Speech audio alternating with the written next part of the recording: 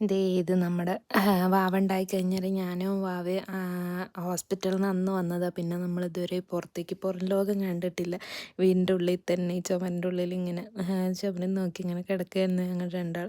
അപ്പം നമുക്ക് രണ്ടാൾക്കും ഫ്രഷ് എയറൊക്കെ കൊള്ളിക്കാൻ വേണ്ടിയിട്ട് ഞാനും അമ്മയും ഏട്ടനും വാവയും കൂടെ നമ്മൾ പുറത്ത് പോകാൻ വേണ്ടി റെഡിയാവുന്നു.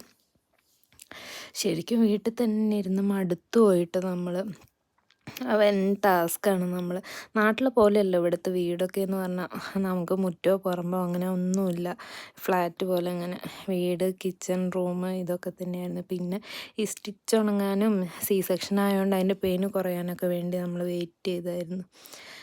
പിന്നെ കാർ സീറ്റ് വയ്ക്കാന്ന് പറയുന്നത് നമുക്ക് രണ്ടാൾക്കും ഒരു ഐഡിയ ഒന്നുമില്ല. എങ്ങനെയോ കഷ്ടപ്പെട്ട് കാർ സീറ്റ് എടുത്തുകൊണ്ട് അതിൻ്റെ ഉള്ളിലൊക്കെ വെച്ച് സെറ്റാക്കി.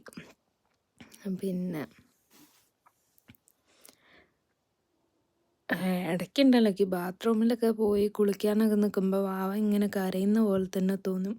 എന്താണോ എന്തോ അങ്ങനെ അവൻ കരയുന്നൊന്നും ഉണ്ടാവില്ല, അവൻ ഉറങ്ങുമായിരിക്കും. നിങ്ങൾക്കാർക്കെല്ലാം അങ്ങനെ തോന്നിയിട്ടുണ്ടോ?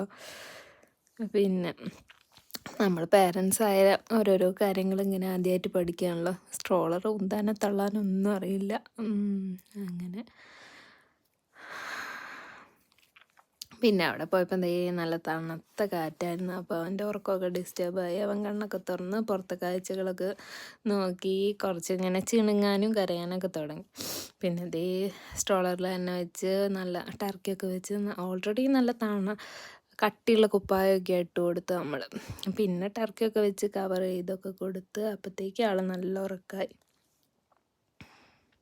പിന്നെ ഇവിടുത്തെ ഇംഗ്ലീഷുകാരൊക്കെ നമ്മളെപ്പോലെയല്ല. അവർ കുഞ്ഞുണ്ടായി കഴിഞ്ഞ് ഒരു അടുത്ത ദിവസം തന്നെ നമ്മൾ കടയിലൊക്കെ പോകുമ്പോൾ കാണാം പിഞ്ച് മക്കളെ കൊണ്ടൊക്കെ ഇവർ പുറത്ത് വരും. അങ്ങനെ നമ്മളാണ് പിന്നെയും കുറച്ചുകൂടെ വാവയൊന്ന് ഇത്തിരി ആവട്ടെ എന്ന് പറഞ്ഞ് നിൽക്കുന്നത്.